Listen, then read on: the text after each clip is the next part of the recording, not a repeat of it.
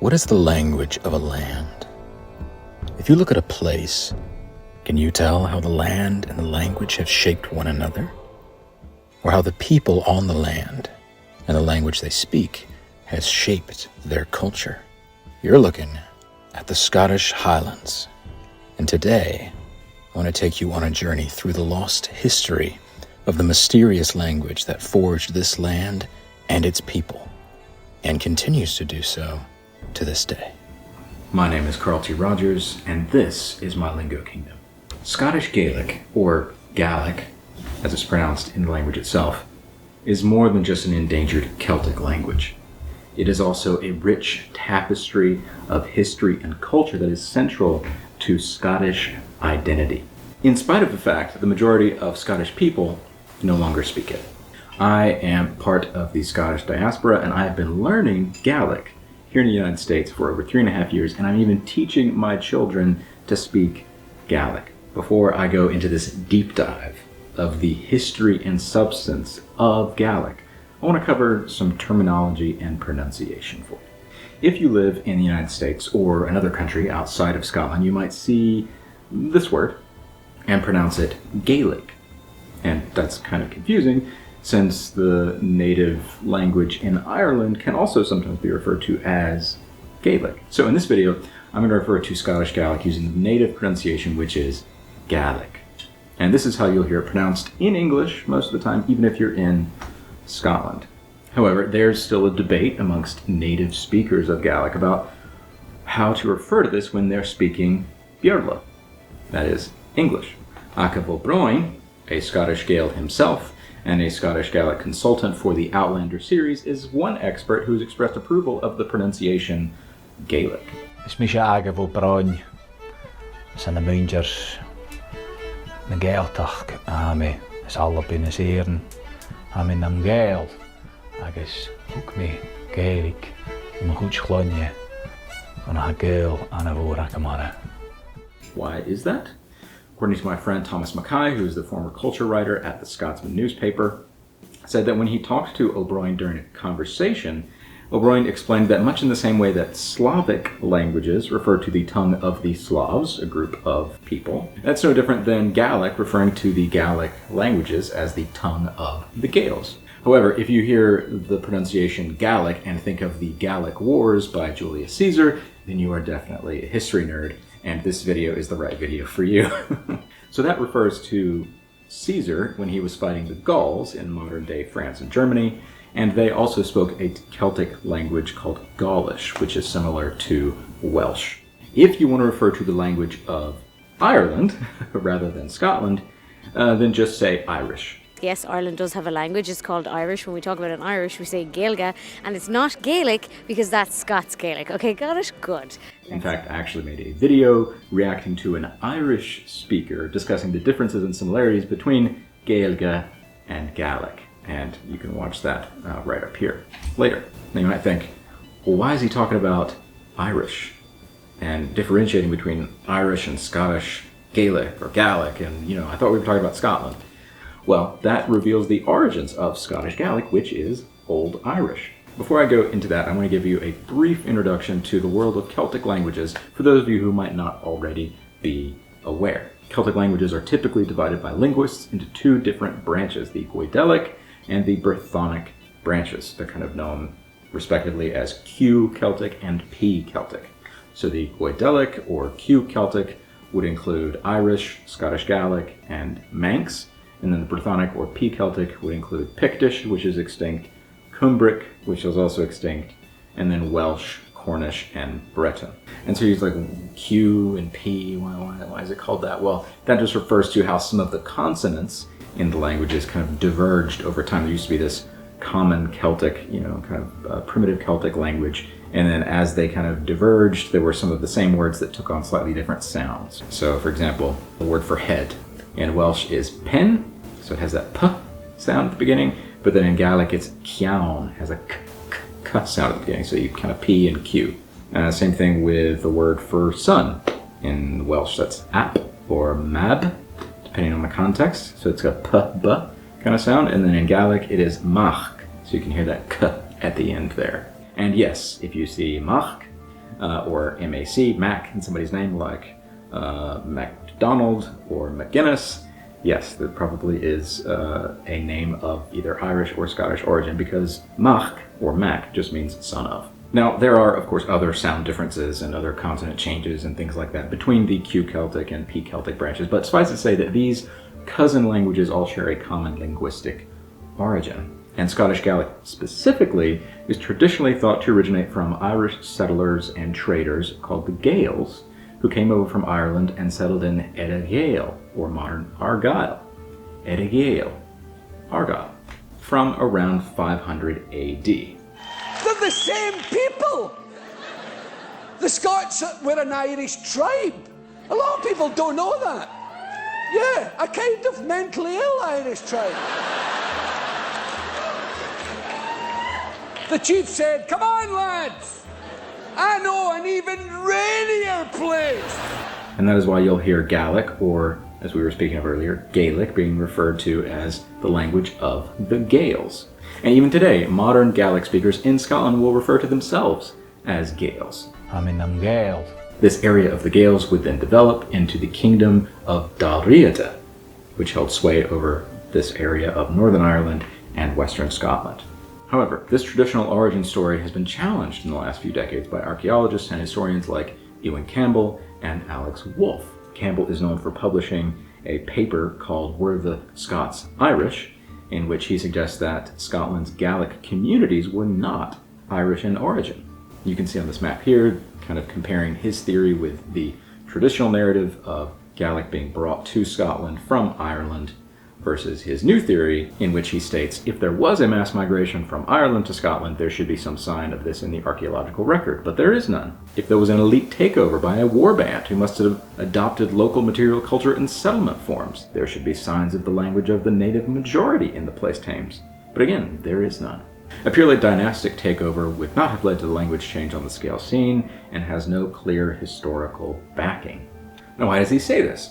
Well, Campbell's thesis is the idea that the largest barrier for people in that region, when they were trying to move around, was actually the various mountains in the Highlands of Scotland, rather than the North Channel like it is today. If you've got people that are able to easily go back and forth from Ireland to Scotland in their boats, then they can develop kind of a common language, and then the major hurdle is actually all those mountains that are much harder to climb. Whereas today, we can just get in a car, drive over the mountain very easily, but then to get in a boat and go to Ireland is much more difficult. He goes on to say, I suggest that the people inhabiting Argyll maintained a regional identity from at least the Iron Age through to the medieval period, and that throughout this period they were Gaelic speakers. In this maritime province, sea communications dominated and allowed a shared archaic language to be maintained, isolated from the linguistic developments which were taking place in the areas of Britain to the east of the Highlands Massif in the late Roman period. So essentially he's saying this: you've got people that are living in this maritime province. It's much easier for them to travel back and forth from these islands in boats rather than to climb the mountains, and so they develop their own little linguistic bubble, rather than it being completely imported from outside of Scotland into Ireland, that it was a shared linguistic development. Gaelic language probably originates in the area around the Straits of Moyle, which is the sea between Ireland and Scotland, and that the Gaelic language grew up on both sides of the water, and there was a lot of to and froing because water connected, it didn't divide, contrary to modern belief. We always think about geopolitical boundaries, countries, and people sort of screech to a halt at the border, and on one side they're German, the other side they're French. Well, in this case, going back before the concept of the nation state even came into being, we have a situation whereby we've got a shared culture on both sides of the water in Scotland and Ireland, and it was actually the Grampians, the big mountain range in Scotland, and the Caledonian Forest, which separated the Picts on the east from the Gaels of the west. But in what we know as Scotland today, the geographical entity known as Scotland, Gaelic was spoken from probably the beginning of the Iron Age. There's a lot more research to be done, but the popular belief that it came from Ireland is more and more being proven false, because there's no archaeology or topography, so place names and material culture to be found from any previous culture in the area. So you would then have to question that anyone was in the west coast of Scotland before the Gaels arrived on the scene. While not agreeing entirely with Campbell, historian Dr. Wolfe similarly argues for the development of Gaelic in the shared transition between Irish and Scottish coasts by a culturally related, if not also ethnically related, group of inhabitants. Dr. Wolfe says this: the Gallicization of the northern Briton tribe of the Epidi, if this is indeed what happened, is not hard to explain if we recognize that any migration from Britain to Ireland is likely to have occurred before the majority of the sound shifts that distinguished British and Irish had occurred. In short, I'm suggesting that the Irish language was brought to Scotland by people migrating from Scotland to Ireland. Now, that opens up a whole new can of worms, and I'm not going to go any deeper into this academic debate, but it does make me want to read this book by Dr. Wolfe, which you can get with the link down below. No matter what origin view you take on how Gaelic developed, we know that it got its foothold in Scotland in that Argyll region thanks to the kingdom of Dal Riata. But that's only part of Scotland. How did Gaelic spread to the rest of northern Britain? The unification of the kingdoms. Unite us. Unite the clans. Now, there is a lot to cover here, and a great resource that I recommend is the Scottish YouTube channel Cowl History. The channel's creator, Derek, wrote a bunch of books on Scottish history and explains 4 main factors that led to the unification of Scotland during the early medieval period. So let's go through these one at a time and learn how they all come together to create the Scotland that we know today, and especially how that relates to the rise and fall, and, spoiler alert, rebirth of Scottish Gaelic. Number 1, shared insular Christianity. So first I want to talk about insular Christianity. This is sometimes called Celtic Christianity, but I prefer the term insular since that's what's used by scholars and is less likely to get confused with the modern weird trend of some people trying to combine Christian mysticism with Celtic neo-paganism and then call it Celtic Christianity. Come on, Patrick. Instead, when I say insular Christianity, I'm talking about the early medieval Irish Church, which, due to its early isolation at the edge of the known world, developed somewhat different customs from the Roman Catholic Church on the continent. Now, everybody knows about St. Patrick and has heard of how he kind of brought the word of the Lord to Ireland, but how did it get from Ireland to Scotland? Well, for that, we have to thank St. Columba. No, not that Columba. St. Columba, or Calanquelia in modern Gaelic, was an Irish evangelist who played an important role in the spread of Christianity and thus also Gaelic throughout late Iron Age Britain. There are also other important figures in this movement like Ninian and Kentigern, but for our focus on Gaelic, we're just going to talk about Old Callum. Callum Keelia and his assistants sailed from Ireland to the island of Iona in 563, built a church there and a training institute for sending missionaries throughout the region. The name Iona might ring a bell, since that is the place where the Book of Kells was completed, a very beautiful and famous illuminated manuscript of the Gospels in Latin. And it is still on display in a really big library in Ireland today. Since these missionaries sent to the Picts and the Britons brought their Irish flavor of the faith, rather than a more Roman one, that set the standard for Christianity throughout northern Britain. Book of Deer is an excellent example of this, and it is a different Latin manuscript of the Gospels, also written in Scotland, and it contains several entries in Gaelic, making it the oldest surviving text in Scottish Gaelic. In fact, one historian said, "Most significant in this respect is the place accorded the Gaelic language within its church. Already by the early 7th century, we have ecclesiastical writing in the vernacular." This gave Gaelic a status not shared by any of the Brittonic languages at this date. Within certain circles in Pictland then, from the 7th century on, the order of status of languages may well have been Latin, Gaelic, and then Pictish.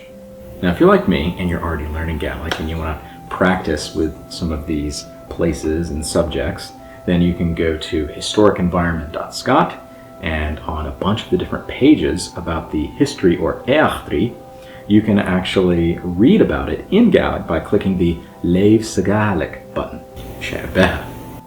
Number 2, the Viking threat. Beginning in the 1790s, Norse pirates began to raid the British Isles, and if you've seen shows like The Vikings or The Last Kingdom, then you'll know all about this era. And just like the kingdoms in Wales and England were being attacked by the so-called Vikings, same thing was happening in northern Britain with Pictland and Dal Riata. In fact, the Dal Riatan kingdom had diminished in power partially because of these attacks, and so the Gaels had started to move inland and started to mingle more with the Picts. And so this external threat gave a huge amount of motivation for the Gaels, also known in Latin as the Scoti, that's where we get the word Scots or Scotland, to join forces with the Picts to fight off these Norse invaders. An early example of this is the Battle of Fortree in 839, in which the Picts and the Scots fought together in an alliance against the Norse. Unfortunately, a lot of Picts and their leaders were killed, leaving a power vacuum. And this power vacuum was ultimately filled by who? And this is our third reason. Kenneth MacAlpin. Kenneth MacAlpin, referred to as Kinnaid MacAlpin in medieval Gaelic, but rendered Conneach MacAlpin in modern Gaelic, was a fascinating figure. He is often credited with being the first king of Scotland, or Alpa, but that's not really accurate, and is kind of an oversimplification of what we know about what happened. So, let's talk about it. After a ruler called Aed was killed at the Battle of Fortree that I mentioned, Kinnaid, or Kenneth, was already probably a local ruler with Dal Riata, and then was crowned the new king of Dal Riata around 840 or 841. But then we've also got some records that indicate that Kenneth had a royal Pictish mother, and so he was therefore able to use this background to gain influence amongst both Celtic groups. And so it's traditionally thought that 2 years after MacAlpin became king of Dal Riata, he then became king of the Picts and was thus able to unite these two kingdoms. And some people say he even led military campaigns against the Picts in order to solidify his power. Some sources say that it's possible Kinnaid had help from Norse allies. But other historians doubt that there was even much fighting at all, and that his reign was just a culmination of a cultural merger which had already begun years and years and years beforehand. One Scottish historian I found said this: when medieval minds were looking at the disappearance of a people, meaning the Picts, they thought that it must be to do with military conquest. Whereas we'd probably say now that we're talking much more about assimilation. The Picts and the Scots probably had peaceful relations and marital relations for several centuries before Kenneth MacAlpin's time. And then another historian, one I mentioned already, Alex Wolff, even doubts that Kenneth MacAlpin was a Gael at all. And he says, if you look at contemporary sources, people call him the king of the Picts. And there are 4 other Pictish kings after him. So he's the 5th last of the Pictish kings, rather than the first Scottish king. Like so many other ancient documents, the only sources we have for events were written centuries after they took place, and were often written for motives other than historical accuracy. This is not true for every single ancient document. Like, the biblical record is historically accurate, but then other things like this have got, more political motivations usually. The idea that Dal Riata was the first kingdom of the Scots, thought of as roughly equivalent to modern Argyll, takes its cue from the way Latin writers such as Addimnan and Bede in the 690s and 731 referred to its inhabitants as Scoti, as Thomas Clancy has explained earlier today. It seemed natural, therefore, for historians to refer to them in English as Scots, as John Bannerman did. In doing so, the special place of Dal Riata as the precursor of Scotland was made clear. This, however, concealed a crucial distinction between the term Scots as a translation of Scoti, which in the works of Addimnan and Bede meant Gaelic speakers, and Scots as a translation of Ullabanich, which in modern Gaelic means the people of Scotland. If scholars today are unwilling, for good reason, to refer to Scots inhabiting any part of Scotland before the 10th century, then how are we to understand the beginning of Scotland? We could take our cue from the routine appearance from 900 of the modern Gaelic word for Scotland, Alba, to denote the kingdom. How much of a change did this represent, though? There is a clear example in a Gaelic text, datable to before 876, of Alba being used explicitly to refer to Pictland, and there you have it, the stanza on Cruithne's 7 sons. If we wish to avoid slipping again into sterile debates about whether Picts or Gaels were the original Scots, we need to examine more closely what we mean by the beginning of Scotland. And far from taking us away from Ireland, we will find that a connection with Ireland remains a key element, at least in the imagination. So, with all of this, we might never know exactly how Gaelic or Pictish Kenneth I was, or how he was able to become king of both Dal Riata and Pictland. Given the skepticism surrounding the historical documents of the time, we could even say Picts, or it didn't happen. Merch down below. Either way, Kenneth MacAlpin is an important figure, but his so-called conquest of Pictland and the impact that he's had has probably been overstated by some of those historical sources. He was influential in a process which had already begun by the time he became king and continued after his death. Because then it's only later after his descendants inherit the throne that the land stops being referred to like this part is the Gaels and this part are the Picts, but as one nation called Ulpa in the early 900s. Thomas Owen Clancy, who teaches at the University of Glasgow, says, that new order was a new kingdom territorially based on the old Pictland, but now named Ulpa, and possessed of rulers with Gaelic names who seem to have espoused Gaelic language and laws. So you can see this cultural merger here, where the territory is Pictish, all of the people are Pictish, but they've adopted this Gaelic culture, so to speak. So it's kind of created this new country. Scots Gaelic is Irish spoken by Picts who spoke British without Latin. And this leads us to the last, or the fourth element of the formation of Scotland, Gallicization. Or you could even say Scotticization. Like I said earlier, we don't exactly know when Irish and Gaelic diverged enough to be considered distinct languages. We know early on that what was spoken in Scotland was more like a dialect of Old Irish. In fact, there was even a common classical or literary Gaelic, which was shared between Ireland and Scotland up into the High Middle Ages, similar to how literary Welsh is different than spoken Welsh even today. One historian says, the Pictish conquest of Dal Riata and its consequent creation of a porous zone of movement for Gaelic speakers within the same kingdom as the Picts. And likewise, an Irish historian writing in the Edinburgh Companion to the Gaelic language writes, the fact that the Picts had virtually disappeared from history by the end of the 9th century would suggest that the Gaelic linguistic conquest of Pictland had begun long before 843, which is around the time of Kenneth MacAlpin. Now I know some people out there like to rant and say that Gaelic is a foreign language because it came from Ireland, ignoring the fact that the English that they're speaking is even more foreign. Now it is true that Old Irish and Scottish Gaelic share a common root, like I've established already. And Gaelic does have some loan words from 3 different Germanic languages, Scots, English, and Norse. But does that mean that Gaelic is truly foreign to Scotland? Chanie. In fact, Gaelic is the founding language of Scotland and has been spoken in Scotland longer than English has. Gaelic is uniquely Scottish in a way that other Celtic languages simply are not. And how do we know this? Well, because historians and linguists, and even Professor Lupin here, have determined that there is, quote, significant lexical import from Pictish into Gaelic. Now, what does that mean?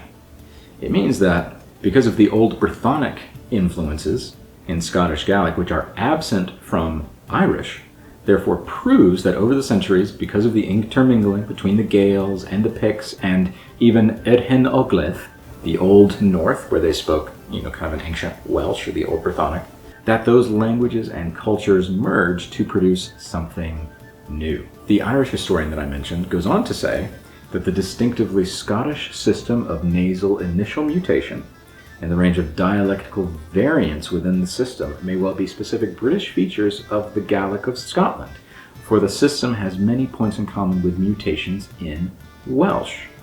Some nouns have been borrowed into Scottish Gaelic from P-Celtic languages, including Pictish, and do not appear in the Irish Gaelic of any period.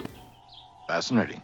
So it's clear from the Pictish and Cumbric influence, as well as the lack of changes that conversely occurred in Irish on the other island, that Scottish Gaelic is its own homegrown language. It's certainly based on Old Irish, but it diverged a long time ago, perhaps even before the P and Q Celtic language branches had really begun to differ. And so it is a language native to Northern Britain. And I say that as a historical fact, not as a political talking point. If you're not already aware, like I kind of alluded to earlier, Gaelic is sometimes viewed politically in modern Scotland and is divisive because of how it's weaponized in various ways by different parties and by unionists and anti-unionists and things like that. And as a filthy American, I believe that all of Scotland should cherish its native languages, regardless of your political inclinations. But that's not just because of linguistic evidence either, as we'll see later. But alas, now you know the 4 main reasons why and how Scotland came to be and the role that Gaelic played in it. Again, if you want to dive deeper into this period of Scottish history, then I highly recommend watching Coel History's series called The Formation of the Kingdom of Alba, and I'll have a link down below in my sources. Now let's discuss what happened after Scotland became Gaelic speaking. So we know that Gaelic was spoken across Scotland by the 1100s, but to different degrees in different areas. Kind of obviously more widely used in the west of Scotland and the north of Scotland. But no matter where you went in Scotland during the Middle Ages and even into the early modern period, chances are you would run into somebody who spoke Gaelic. And it's not just the written history that we're going off of here, since, like we said, that can be biased or can sometimes be unreliable. So how else do we know this? Gaelic place names. If you look at the name of places on the map, you can usually tell that a lot of them go back to Gaelic origins. Like, if there is a town that has BAL in front of it, it probably originates from the Gaelic word Bala, meaning town. And patterns like that show up all over the map and in the historical record. I mean, look, there's dots all over the country, and this shows, at least in broad strokes, that Gaelic was widely spoken across the region. The remarkable feature behind me is Dumbarton Rock, or as it was known to people in this area speaking Northern Brittonic up until around 1100 AD, Al Clyd. This place name literally means Clyde Rock, or Rock of Clyde. Al Clyd and Dumbarton Rock are not the only names for this remarkable feature of the local landscape. The name of the nearby town, Dumbarton, actually takes its name from the Gaelic name for the same feature, Dunbrechtan. The original N in this Gaelic name has become an M in the name of the town, but the original N survives in the name of the local counties West and East Dumbartonshire. The original Gaelic place name means Fortress of Britons. In other words, Fortress of the people speaking Northern Brittonic. Names like Dumbarton remind us that in the first millennium AD, when the fortress of Al Clyd was occupied, 2 languages were being spoken in and around the Firth of Clyde, Northern Brittonic and its related Celtic language, Gaelic. And not just with town names either. Rivers and mountains show the extent of Gaelic in the cultural memory of Scotland. For example, this mountain is called Achaliach, and that means the old lady, and refers to a figure from Scottish mythology. It should be noted, however, that these maps aren't always easy to decipher and interpret, and more research is still being conducted in this area. So sometimes a Gaelic place name shows not so much the original process of Gallicization that I talked about earlier, but more about the kind of Gaelic internal expansion and reinforcement as kind of land holdings changed over time. Even down into southern Scotland in the area of Galloway, Gaelic was still spoken even up into the 1800s. But as we know today, Gaelic eventually did decline because, after all, in Scotland now, it is a minority language. How did that happen? When King Malcolm Canmore, and Canmore comes from the Gaelic Cian Mór, meaning big head, or great leader, something like that, and King Malcolm Canmore III married a half-English princess to be his queen in the 11th century, she was the one that kind of started to push for English to be used in the upper class society. And then not long after that, when the Normans conquered England, you have French and English-speaking Norman lords that are also settling in Scotland. And so this further increased the use of English and even Norman French among the aristocracy and in the royal court in Edinburgh. So they used to be speaking Gaelic, and they're like, no, we're going to be fancy. like the Normans, we're going to speak French. Still, Gaelic was used by the common people, especially in certain regions of the country. And some people today might think that Gaelic has nothing to do with the lowlands, and I've even met Scottish people who think that. But that is simply not true. I mean, it is true that Gaelic didn't have as dense or as long of a lasting of a presence in the lowlands, but it was there and is still there, as we'll see later. In fact, Gaelic was historically the language of all of Scotland. For example, do you remember that Book of Deer that I mentioned earlier? Deer is in Aberdeenshire on the eastern side of Scotland, far away from Argyll in the west. So it's not normally the place you'd think of being, kind of an original Gaelic-speaking area, but it is. However, because lowland Scotland's continued contact with England, sharing a border with them, and the influence of the English aristocracy, like I mentioned, a cultural divide began to widen between the lowlands, called the Gaelge, and the Highlands, the Gaeilge. Here's an early example of what I mean. Take a look at this passage written in the 1200s by someone who subjectively recorded his impressions of the differences between the two regions. He says, "The coastal people, namely the lowlanders, are docile and civilized, trustworthy, long-suffering, and courteous, decent in their dress, polite and peaceable, devout in their worship, but always ready to resist injuries threatened by their enemies.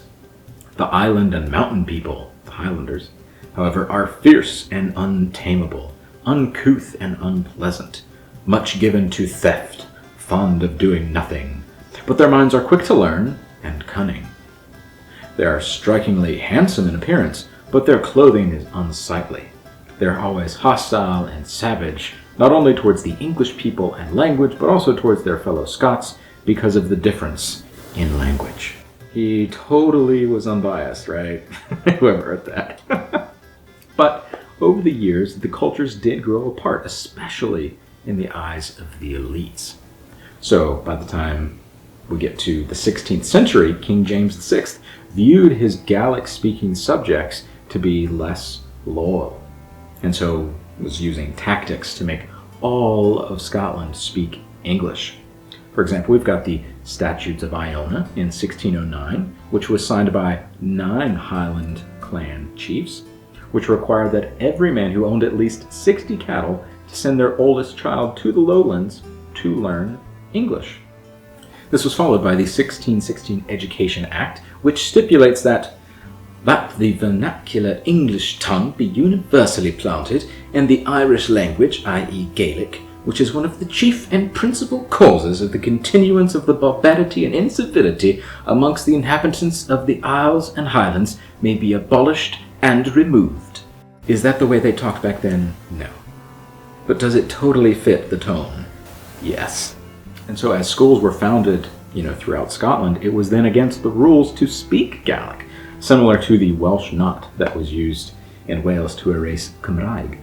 Definitely feel that the sort of British elite, wanted to put the Highlands in their place because we were the most feared fighting force in Western Europe, and the easiest way to do that, as we all know, is to attack culture. And if they could take our language from us, they could neutralise us, and they could just switch off our identity, just turn it off, mute us, neutralise us, and remove the kind of nuisance of the Northwest, the Highland problem as it was referred to. So all the things that you associate with maybe what happened to Aboriginal Australians or First Nation Canadians or Native Americans, well, they all happened to children here at the same time, but also possibly predating it slightly. The only thing we didn't have here is the boarding schools. We had everything else. Kids get their mouths washed out with soap, they got the strap, they got beaten with meter sticks. They went deaf in one ear because they were beaten about the head so badly. I know people who can't speak Gaelic even though they're native speakers because they just choke up and cry. So it's all getting a bit depressing, folks, but that is the reality of the situation. Thankfully, later, educators started to change their methods, and children who already knew Gaelic were then taught to read and write in Gaelic as a way to make it easier for them to learn English. But things got worse for Gaelic after the Jacobite rebellions, which ended in the famous Battle of Culloden in 1746. Not only were the Gaelic-speaking areas the ones who were much more likely to support the Jacobite cause, which the crown saw as disloyal, but also they retained these older Celtic traditions which the English saw as uncivilized. So uncivilized. And yes, I fully understand the irony of using Ewan McGregor in that clip, as he is, of course, Scottish and a Scottish icon. Writing in the book Beyond the Witch Trials, Witchcraft and Magic in Enlightenment Europe, historian Peter Maxwell Stewart writes, state-sponsored terror then gave way to some extent in the later part of the century to what both lowlanders and the English saw as a civilizing process based on the long-standing perception of the Gael as a cattle-thieving, superstitious savage. This colonization was accompanied by deliberate attacks upon Gaelic as a medium of instruction in religion and education, which led to an erosion in its general use. And with its slow decline, there began to vanish the culture which it expressed. And so that is the beginning of what's known as the Highland clearances, a process of expulsion and resettlement of Gaelic-speaking areas. The clan system was abolished, tartan and bagpipes were outlaws, and so the Gaelic-speaking community either adapted to this or they immigrated out of Scotland. Some moved to more urban parts of Scotland, especially because of industrialization, because they needed to find jobs. That's where the jobs were. But others moved to the United States or to Canada or other parts of the world. And so for all these reasons, Gaelic more and more was pushed to the edges of Scotland, not only geographically, but also politically and culturally.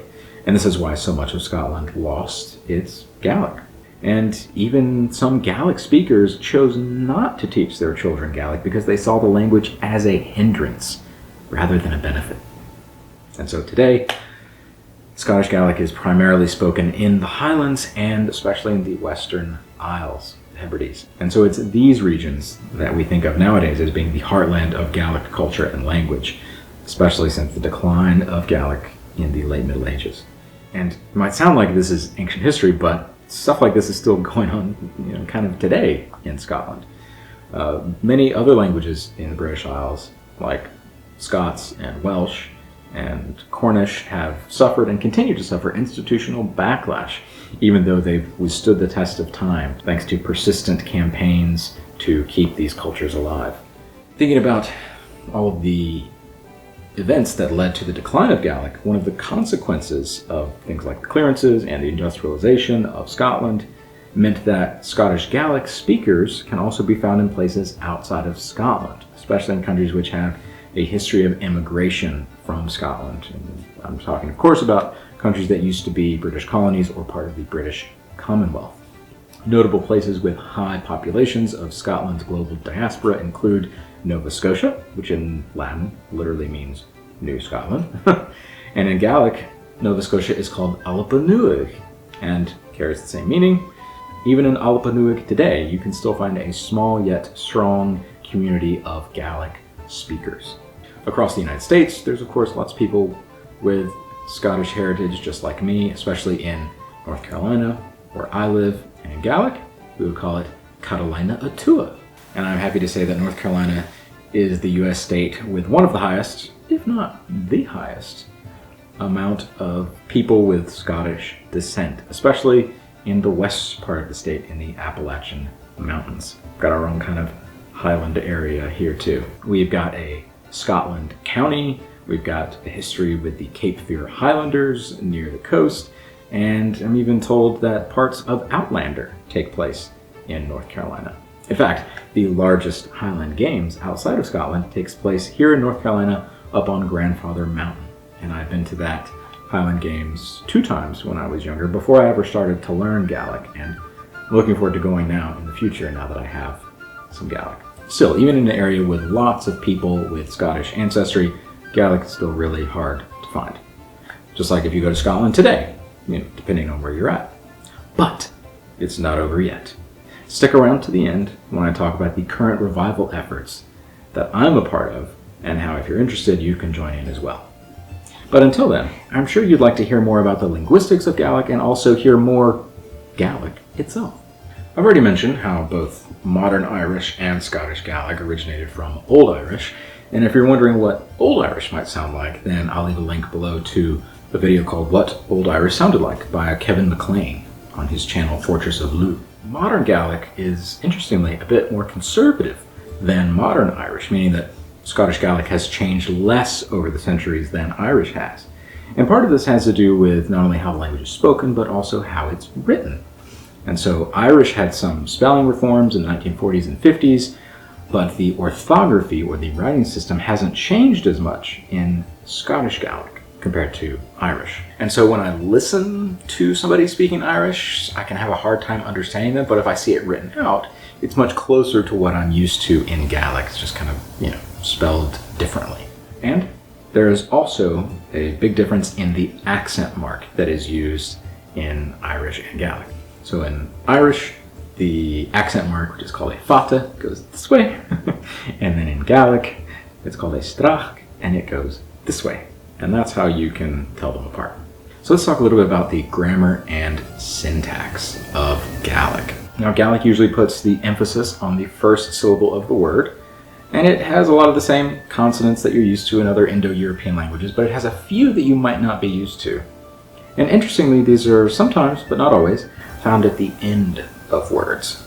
So for example, the one that you probably have already heard of is the ch sound, like in loch, like the Loch Ness monster, loch. But then there's also ch, where you have the ch and then a k at the end of it, and that's usually indicated by the letters CHD, like in the words och for 8, or pibrach for piping or bagpipes.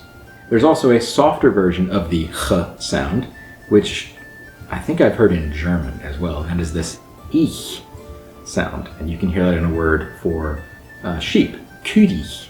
And lastly, this kind of sh-t sound at the end of a word, usually indicated by an rd or an rt, like in the words arsht and orsht.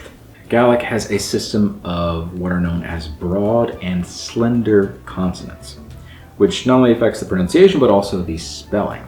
And this famous rule in Gaelic is called cúil rí cúil agus lehan rí lehan. And that simply means slender with slender and broad with broad. This means that you're supposed to put so-called broad consonants with broad vowels, and those are A, O, and U, and then you put the slender or palatalized consonants with the palatalized vowels, which are I and E. So rather than going into all of the linguistics of it, it basically means that the vowels on either side of the consonant need to match. And the vowel then kind of tells you how to pronounce the consonant. And it sounds kind of confusing, but let me just use the letter D to explain. First, we've got the letter D with an A. A is a broad vowel. And so we're going to say da, da. But then we see a D with an E, and because it's slender, we're also going to pronounce the D differently. And so it is J. Da is broad, da. And then the J is slender, because it is closer to the palate of the mouth. J, da, J.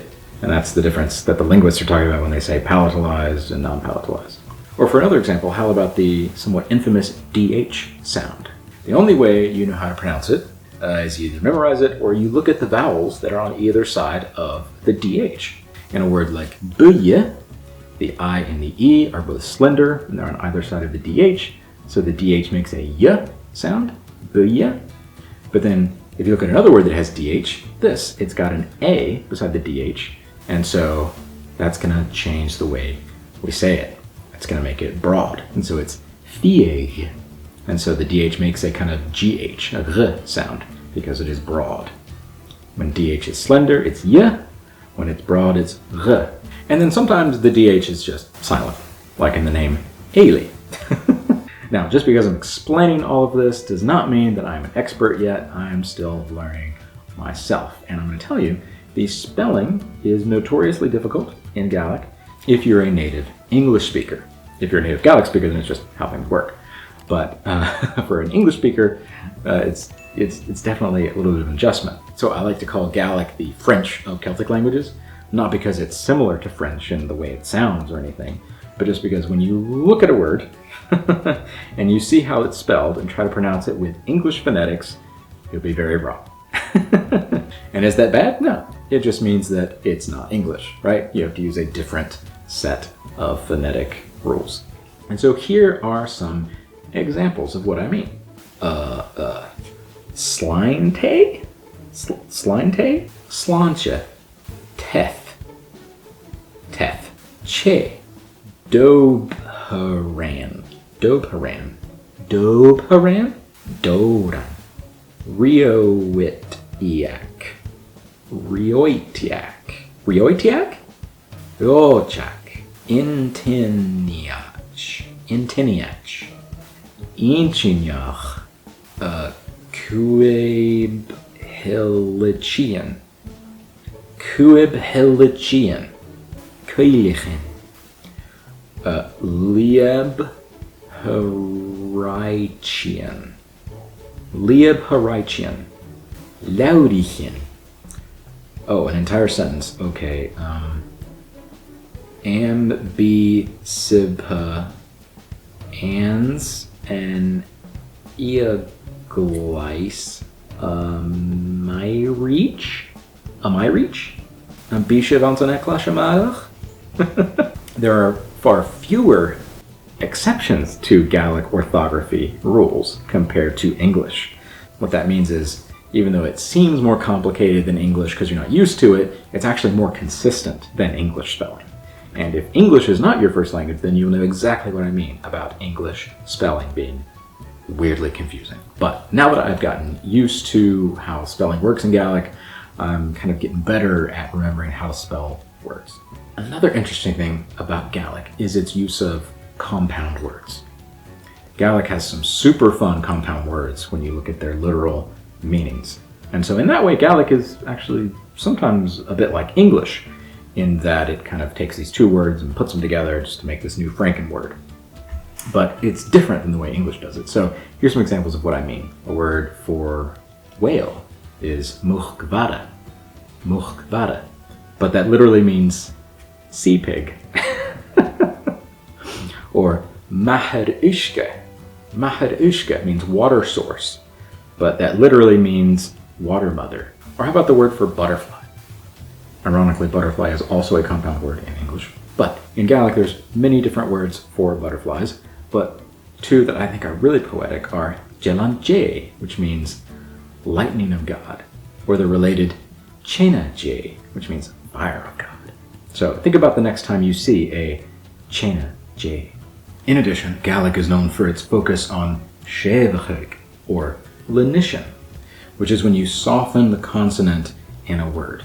And so this essentially means that an H is added to a word to show you that it's been lenited based on the vowels and stuff around it. And so the H can either be silent or it can just change the pronunciation entirely of the word. So for example, the word for beautiful, brie.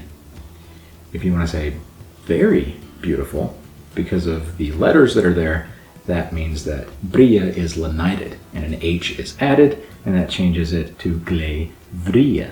The BH is a V sound, usually, and so because you've added an H to the B, it becomes Gaeilge. Similarly, the word for mother, mahar. If you say my mother, that becomes movahar. The H is added to the M, and the MV also makes a V sound, and so it becomes movahar. And this is similar to mutations in Welsh, actually. Kind of like how draig can then become yn draig. So it takes a D and adds another D to it, and it becomes a V sound, yn draig. Or how the word for cat, cath, becomes y gath. The K becomes a G. So this kind of mutation and lenition, this is kind of a thing in these Celtic languages. And because of Gaelic's focus on lenition, it's kind of led to this famous pun, Gales of the world, lenite. Another thing that's interesting about Gaelic is how sometimes there are some words that have epenthesis. And this is just adding an extra sound between two syllables. So the word is pronounced a little bit differently than the way it's written.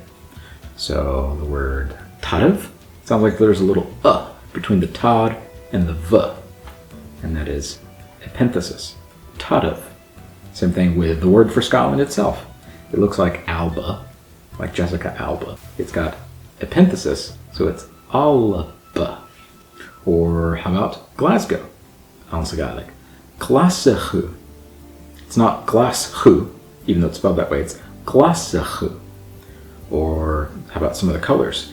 Jerak. It looks like it would be said Jerak, but it's Jerak. It's got a kind of a a vowel between those two syllables there. Or the word for blue, gorm.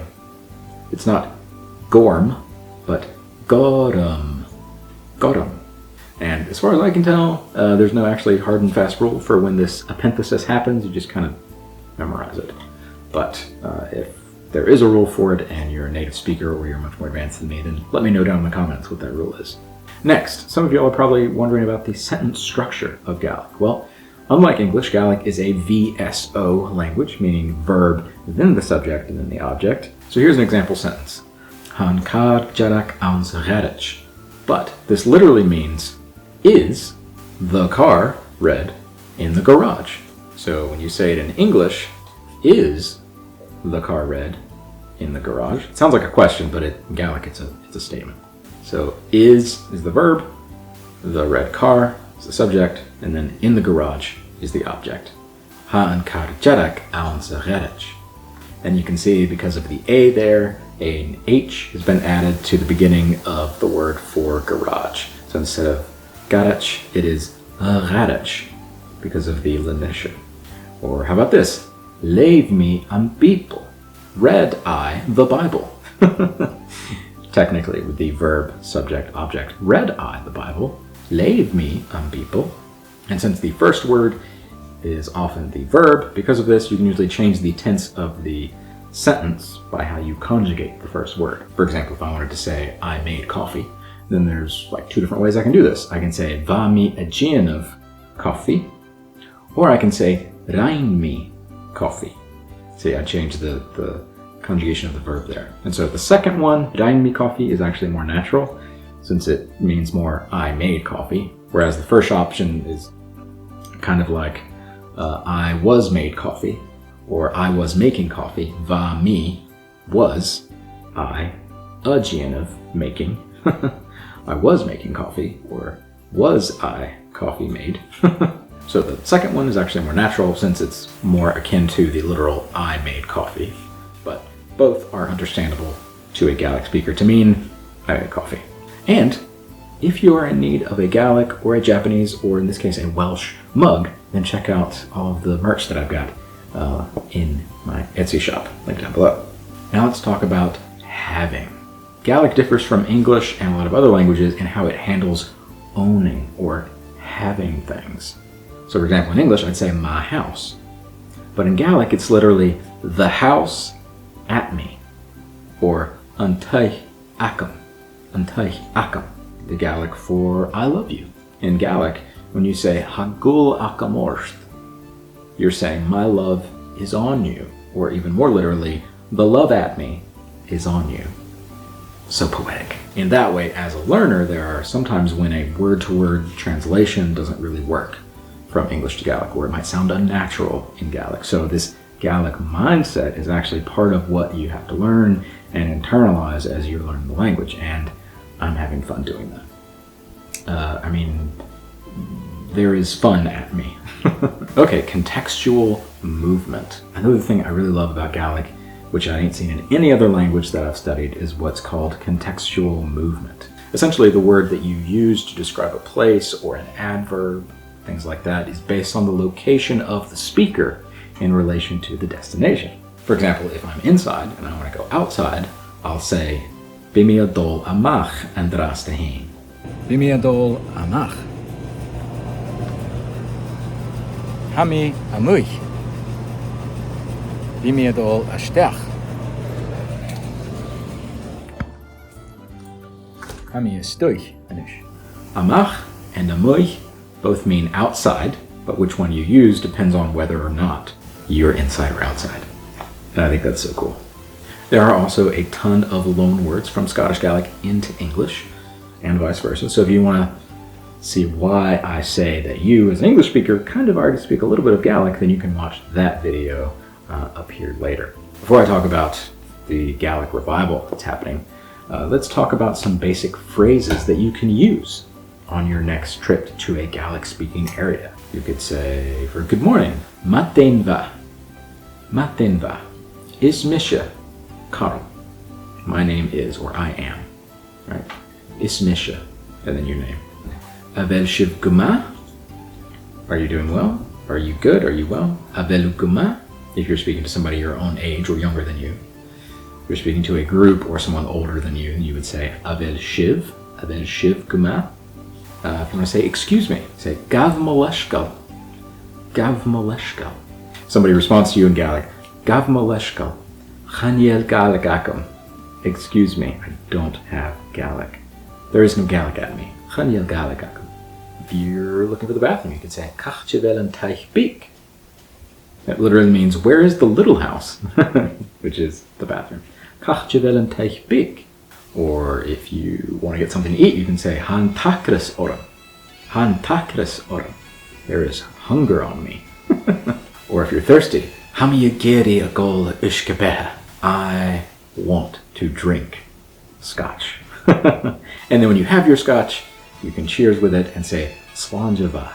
Slánjava. Or you can shorten it to Slánja. And so my friend Tommy, who is Scottish, said that even though he didn't learn Gaelic growing up, he still learned and used Gaelic phrases like Slánjava instead of cheers. So you can see that what he calls these lingual motifs of Gaelic are kind of in things that Scottish people do regularly, even if they are not kind of like Gaelic speakers. This may have whetted your appetite for listening to Gaelic, and you'd probably like to hear some other people speak Gaelic besides just me. So here are some other samples of people speaking Gaelic. Nis is naam sin va fer kalm en vanach glúrúge. Agus nach I kalm hoor na broken. Shrut van geta garo kalm na visker. Va wari tromer in joch. Agus der hoora na broken ureke. Hulish gebiva ma. Tot de shuns. San seo chórachu. Sin aruna, chura a bhrágan úréir agus ga'a sísarád gus an dúsúins. Nishe an dé tachgan, dé corúaran, hénig a machas an dúsúins, agus ha isgarú déir an ir, a bháin díirach de joch. An an bethe bacon an Yelan ha hula la idir Gaeilge. Agus in you has sin ag Grandfather Mountain Highland Games an Carolina a tua. Get nach LA trang haast has sin a dúldarí 30 míle dúine station. 30 míle! Cynna dyrwyth y ddas o Washington y gwylian. Ha mi gen trang na ceri. Na gefdrag man na curig yn ys. Na gefdrag man na guri. Ha mi dol a hokal fensa yn chroch. Fensa sgynnu, fensa wadja, a fensa isha as nil. Er ga ik een sol moren dosja, garomi achen doen, wie je goorse commissie jenef, agus sinne va van hier af, met alleen een bliene en zo. Ach, goorsterum homoor, kun de gericht wie zo, agus kun de mi keem, keer bliene aan een kanen, agus cultuur de Gaeilge, agus met een berg sol moor, ga wie een ietsje de jenef, na ha mi jenef zo la houn. Tje behiel die. Char a fissam no tiw, char a yi ar amach an bacca, smar sin húrs mishe, ciast mo Gaeilge. Parliament had the clocha Gaelics na Scotian, had the clocha Gaelics na Coirstochen, agus had gama fémal gyfal sin haast a clocha Gaelic in Jew. A dal, vo acht gu acht, right? Be it the shul, vo vala gu bala, a shalak na nullavishtin, a dryoch, agus clayuin, agus be it a chiliug,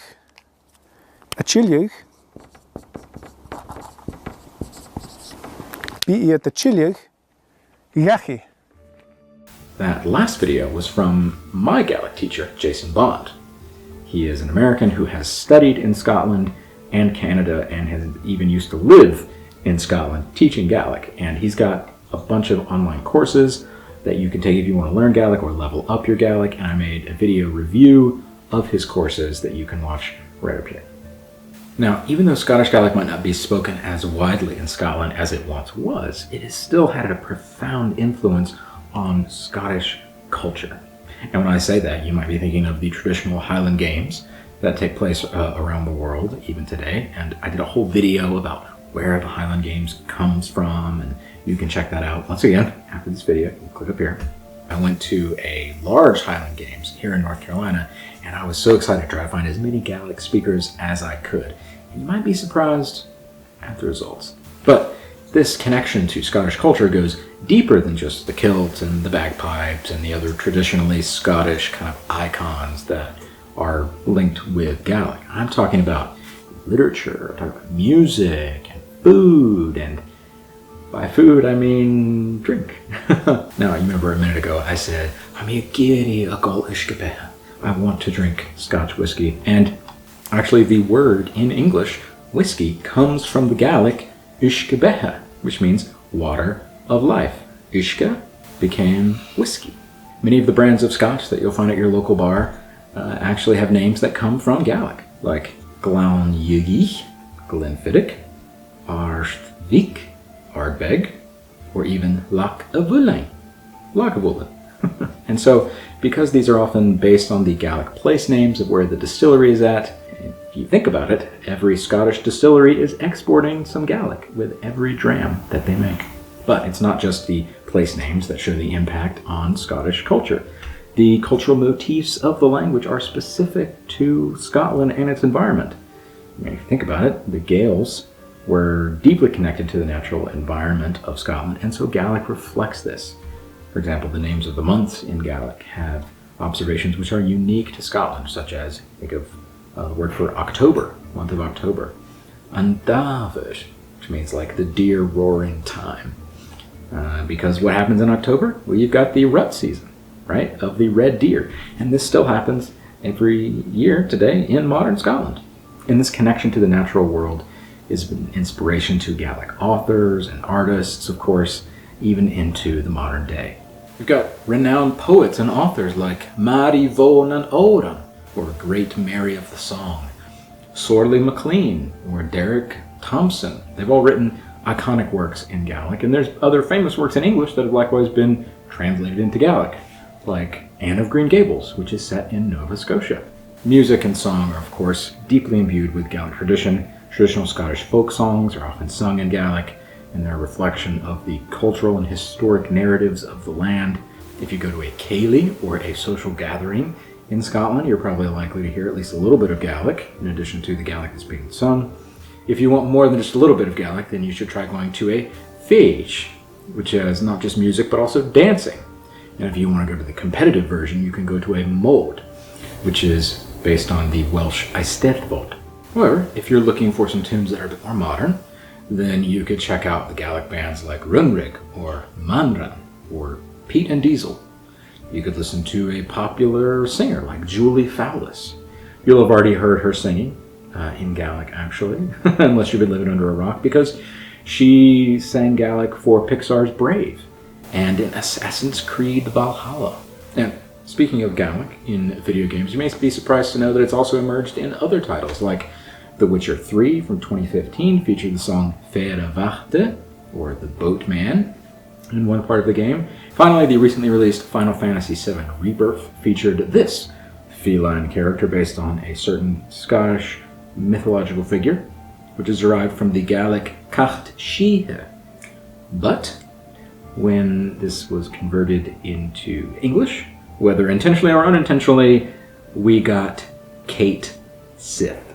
Like Sith Lord Kate? Is that like a Sith Lord Karen? But hey, it is what it is. And now I'd like to turn to the current status of Gaelic, and especially its revival efforts, because as fun as it is to study Gaelic all alone here in Catalina Atua, I'm even more excited, of course, to actually visit Scotland someday. And then I'll be able to go to the Gaeltach and speak to native speakers of Gaelic in person. But how many are there, though? I said that Gaelic was a minority language. Well, according to this map from 2011, Gaelic has receded and has such a weak presence in most of the country. In fact, it's usually estimated that only around 1% to 2% of the population speaks Gaelic. But there is a more recent census from 2022, and the results were just analyzed and came out.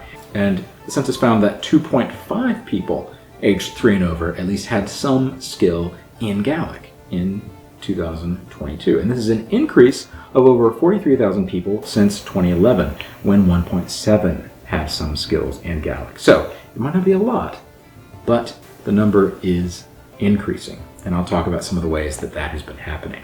Now, this may seem dire, but thanks to initiatives by not only the government, but also media outlets and educational institutions, Gaelic has seen, as you can see, a resurgence in the last few decades. First, we have to talk about the Language Act of 2005. And that was essential in securing the status of the Gaelic language as an official language of Scotland, commanding equal respect to the English language. And while some people say, oh, well, that law didn't go far enough to make a Gaelic, as widely spoken as it could have been, it was at least a step in the right direction. And because this allowed for the creation of Bord na Gaelic, or the Gaelic Board, which is a government body which oversees the development of Gaelic in Scotland. It is based in Inverness, or Inverness, and supports a variety of other organizations throughout Scotland. Many street signs have been updated to be bilingual in English and Gaelic throughout the country, although some locals, who of course don't have any Gaelic yet, see this as kind of a pointless endeavor, likely because they live in a place where it's commonly thought that Gaelic wasn't spoken there, even though it was, or they just don't see the value in Gaelic. A general attitude, especially amongst people who have long been Scots or English speakers in Caithness, that the language was never spoken there. And it's this sort of thing that people do to remove themselves from any sense of responsibility to anything deeper than just a kind of Anglo-American monoculture. They like to sort of say, oh, it was nothing to do with us, it was never spoken here, therefore we don't have to bother with it, why are you spending this money on it? Gaelic signage, of course, being an absolute pitiful fraction of the budget that's actually spent on road signage, but people somehow think there's millions being spent on it. A sign's only put back in Gaelic after the original sign is no longer fit for use, so it's replaced with the Gaelic on it. In the Highlands as a whole, there should be no English signage for place names, because none of the place names are English. So why would you have them in English, And these weird bastardizations of Gaelic names that are poorly spelt. The Gaels have no idea what the hell they're supposed to mean, and the English-speaking people can't read them anyway, so why not just have the original Gaelic? But I'm getting off topic here. Also, every few years, Bord na Gaelic puts out their national Gaelic language plans, which discusses their visions and their efforts for promoting Gaelic, and you can see the most recent one here on screen. Other important contributors to this effort include MG Alapa, a media company that operates not only BBC Alapa, which you might have heard of, to create content in Gaelic, but also helped create the learning platforms that people like I use, like the Speak Gaelic and Learn Gaelic websites. Then in 2016, Scotland passed the Education Act, which provided provisions which enable parents the right to ask their local authority to provide GME, or Gaelic medium education, for their child. And so, since then, this has led to the establishment of primary and secondary schools across Scotland that use a model similar to the one in Welsh schools that teach Cymraeg. And so how this works is you've got schools that are either fully Gaelic medium, where all of the subjects are taught in Gaelic, even maths and science and éachtarí, history, things like that, or you've got some that are partially Gaelic medium, where at least Gaelic is taught as a subject. Mi sé Sandra Nikiavar, sé teacher bunscoile húnam, agus an rásta rivliúnar sa hami tugisc an ysgol Stornavai, ag níre tra sa clasa hynnagam fichit sa ga. Chani fan gymín chlawn da chana noch ag jirig chwys. Ha cwdioch gytord rwydyn y lygaif. Cwdioch cama gaif o'r had clechtir I fi smynioch an y noi chrwyhochol. A had fiach in rwdig yn eisiau gwyd an y Gaeilge nach smynioch y nachgal as y fad.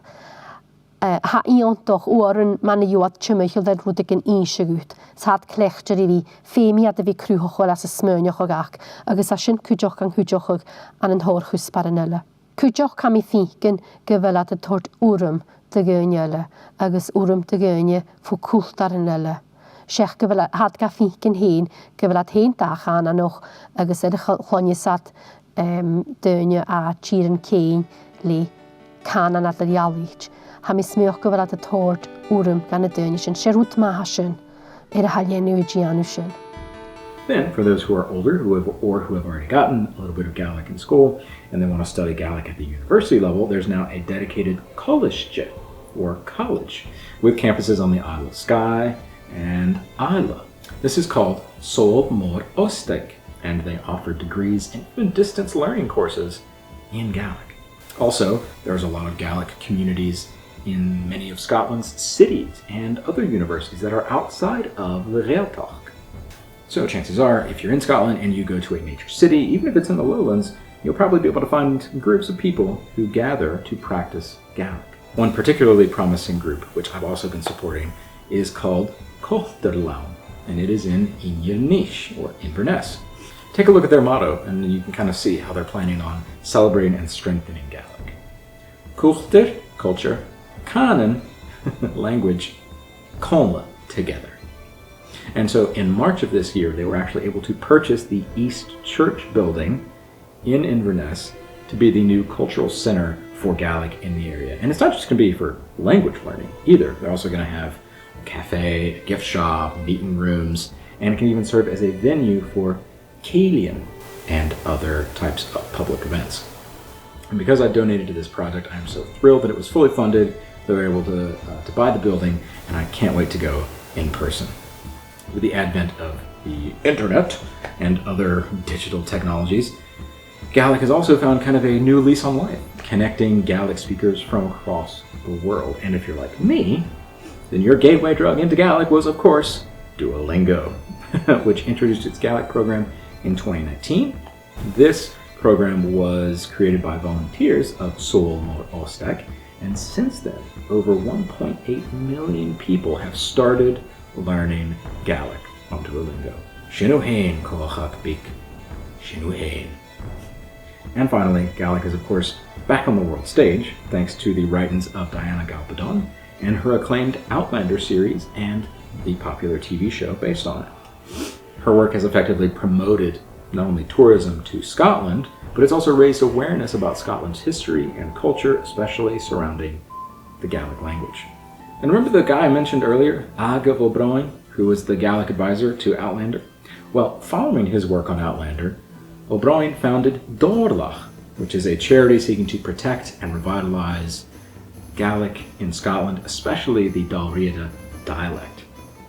And so I'm going to leave links to Dorlach and Contextual in my sources below. And that is my entire crash course in the history of Gaelic. Now you know some stuff about the linguistics of Scottish Gaelic if you weren't already aware, and you also know the entire history of Scottish Gaelic, starting from its beginnings in Argyll, all the way through its growth in the Middle Ages, all across Scotland, to its decline in the 17th and 18th centuries. And you know about its revival in the 21st century. So, despite its decline, Scottish Gaelic is far from extinct.